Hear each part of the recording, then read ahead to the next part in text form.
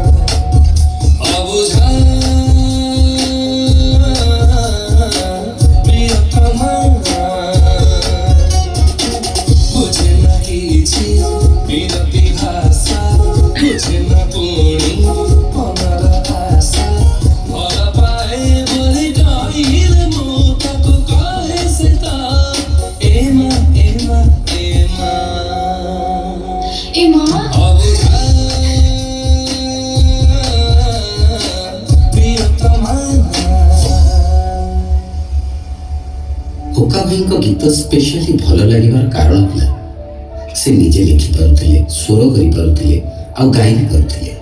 ତାଙ୍କ ଗୀତ ଗୁଡ଼ିକ ପଛରେ ଗୋଟେ ଖାଣ୍ଟି ପ୍ରେମିକ ଥିଲା ଯିଏ କେବଳ ସେ ଗୀତରେ ରହୁଥିଲା।